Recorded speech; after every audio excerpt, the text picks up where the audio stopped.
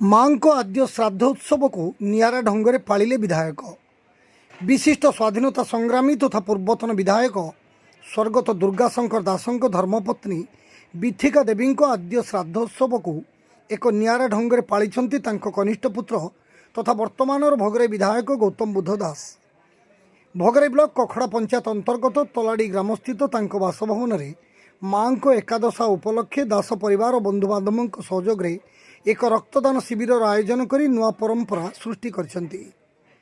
बापा जने स्वाधीनता संग्रामी थिले, लोकंक पई निजर रक्त दे स्वाधीनता आंदोलन रे झास देथिले।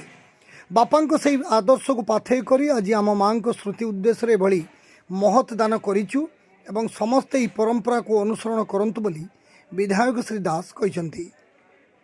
ଏହି କାର୍ଯ୍ୟକ୍ରମରେ ଅନ୍ୟମାନଙ୍କ ମଧ୍ୟରେ ପୂର୍ବତନ ଭୋଗରେ ବିଧାୟକ ସୁଶାନ୍ତ କୁମାର ଚାନ୍ଦ, ପଞ୍ଚାୟତ ସମିତି ଅଧ୍ୟକ୍ଷ ପ୍ରବୀର କୁମାର ଗିରି, ପୂର୍ବତନ ବ୍ଲକ ଅଧ୍ୟକ୍ଷ ଗଣପତି ଗିରି, ପୂର୍ବତନ ସରପଞ୍ଚ ରମାକାନ୍ତ କରଣ, ତପନ କୁମାର ପଣ୍ଡା, ଜିଲ୍ଲା ପରିଷଦ ସଭ୍ୟା ନିବେଦିତା ମହାନ୍ତି, ଦମୟନ୍ତୀ ସାହୁ, ଉତ୍ତର କୁମାର ଦଣ୍ଡପାଟ, ସାମ୍ବାଦିକ ସ୍ୱରିତ ସପନ ପଣ୍ଡା, ଶିକ୍ଷାବିତ ସୁକୁମାର ଦାସ, ସନ୍ତୋଷ କୁମାର ପାତ୍ର, ଧନଞ୍ଜୟ ପାତ୍ର, ଗୋପବନ୍ଧୁ ମହାପାତ୍ର ପ୍ରମୁଖ ବହୁ ବିଶିଷ୍ଟ ବ୍ୟକ୍ତିମାନେ ଉପସ୍ଥିତ ରହି स्वर्गत विथिका देवी को फोटोचित्र श्रद्धासुमन अर्पण करने सहित रक्तदाता उत्साहित करते।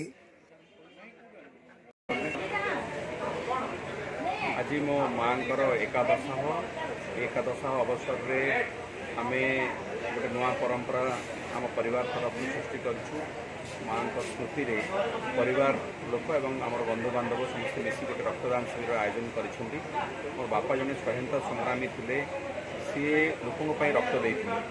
आम भाविलु जे माँ एकादशा अवसर में आम समस्ते भली तो संग्रामी आम हो पारू ना, किंतु अंतत किसी रक्तदान कर महत् खाद्य निजी सामिल कर आम परिवार सदस्य मैंने स्थिर करते। से रक्तदान शिविर चली मुझे आशा करुँची अन्य समस्ते ये परंपरा को अनुसरण करें।